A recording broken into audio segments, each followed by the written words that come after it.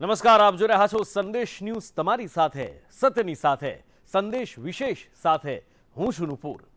ગદ્દાર શબ્દનો પર્યાય એટલે ચીન, અને હવે આ ચીન દુનિયા સામે ઉઘાડું પડ્યું છે, કેમ કે ચીનનો પાપી પ્લાન હવે આખી દુનિયા ઓળખી ગઈ છે। અત્યાર સુધી માત્ર ભારત જ ચીનનો અતિક્રમણવાદી અને વિસ્તારવાદી ચહેરો દુનિયા સામે લાવતું રહ્યું છે, પરંતુ હવે વિશ્વની મહાસત્તાના રિપોર્ટમાં પણ દગાબાજ ચીનનું આ સત્ય સામે આવ્યું છે, જેના પગલે ચાલબાજ ચીનના પેટમાં તેલ તો રેડાયું છે, પણ હવે ભારતે પણ ચીનને એની જ ભાષામાં સણસણતો જવાબ આપ્યો છે।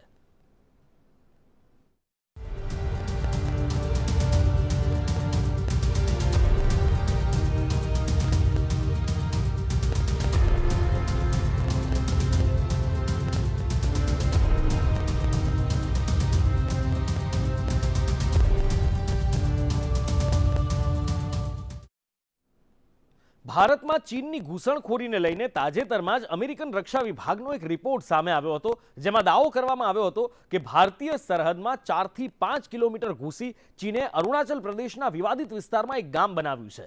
ત્યારે હવે અમેરિકાના આ દાવા સામે આવ્યા બાદ ભારતનું પણ નિવેદન સામે આવ્યું છે, જેની સાથે જ દેશની રાજનીતિ અને વિવાદ પણ એક નવી દિશામાં જતા હોય તેવું દેખાઈ રહ્યું છે।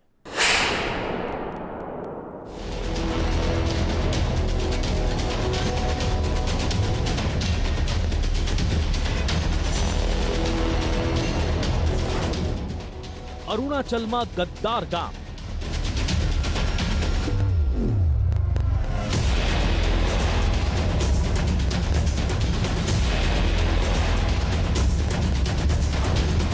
અમેરિકન રિપોર્ટમાં ખુલી પાપી ચીનની પોલ।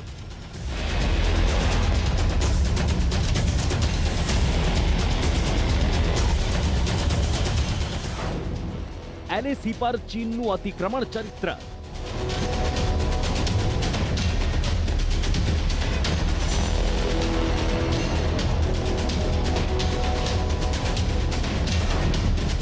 દુનિયા સામે બેનકાબ ચીનનો વિસ્તારવાદ,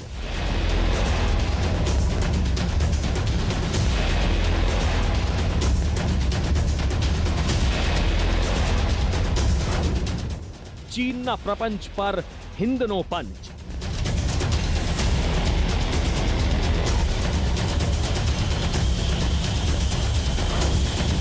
ખબરદાર ચીન, તૈયાર છે હિન્દુસ્તાન।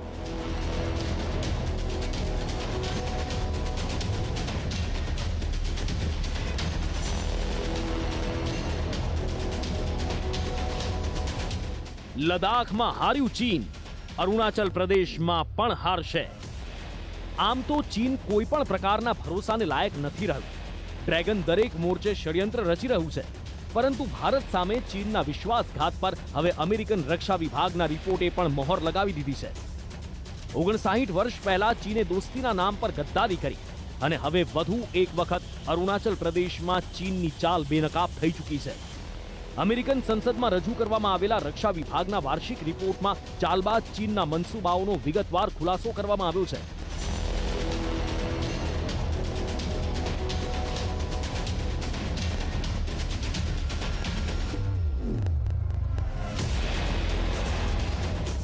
રિપોર્ટમાં દાવો કરવામાં આવ્યો છે કે ચીને તિબેટ અને અરુણાચલ પ્રદેશ વચ્ચે વિવાદિત વિસ્તારમાં 100 ઘરનું એક ગામ બનાવી લીધું છે।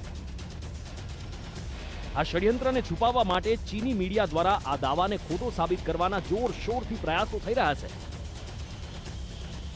એટલું જ નહીં, ચીની મીડિયાએ એલએસી નજીક ભારતના નિર્માણાધીન કાર્યોને પ્રભાવિત કરવાની કોશિશ પણ કરી, જેના માટે ભારત પર તણાવ વધારવાનો ખોટો આરોપ લગાવવામાં આવ્યો,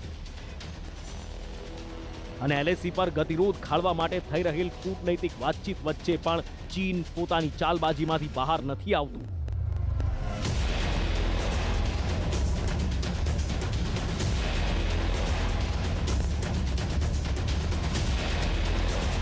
એટલે ચીને પોતાના વિસ્તારવાદી એજન્ડાને પાર પાડવા માટે બે હથિયાર અખત્યાર કર્યા છે।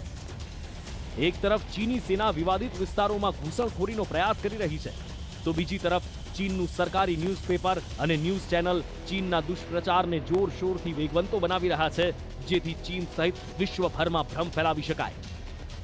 ચીનના આ ષડયંત્રનો પુરાવો એ વાત પરથી મળી જાય છે કે અમેરિકાના રિપોર્ટમાં એ વાતનો ખુલાસો કરાયો છે કે ડ્રેગન હવે અમેરિકાને ધમકી આપવા લાગ્યું છે કે અમેરિકા ભારત અને ચીન વચ્ચેના સંબંધોમાં દખલ ન આપે. પરંતુ ચીનના પાપી પ્લાનની પોલ ખોલનાર અમેરિકાના રિપોર્ટ બાદ ભારત તરફથી ચીનને સણસણતો જવાબ આપવામાં આવ્યો છે. અને આ જવાબ અન્ય કોઈએ નહીં પરંતુ વિદેશ મંત્રાલય તરફથી આપવામાં આવ્યો છે. ગુરુવારના રોજ વિદેશ મંત્રાલયના પ્રવક્તા અરિંદર બાગચીએ સવાલનો જવાબ આપતા કહ્યું કે ચીનનો ગેરકાયદે કબજો ન તો ક્યારેય સ્વીકાર્ય છે કે ન તો આગામી દિવસોમાં સ્વીકારીશું.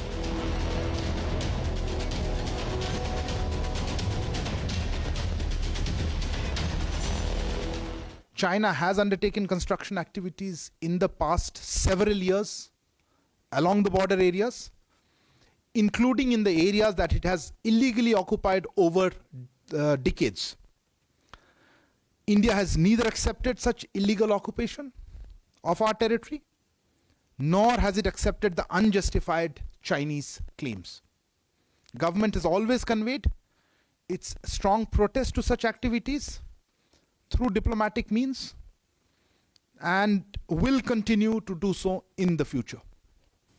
Government remains committed to the objective of creating infrastructure along the border areas for the improvement of livelihood of its citizens, including in Arunachal Pradesh.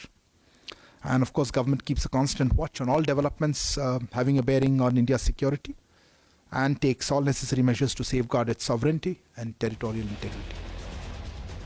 વિદેશ મંત્રાલયનું આ નિવેદન દેશવાસીઓ અને સરહદ પર તૈનાત જવાનોનો જુસ્સો વધારનારું હતું, કેમ કે દુશ્મનને તેની જ ભાષામાં સણસણતો જવાબ આપવામાં આવ્યો છે.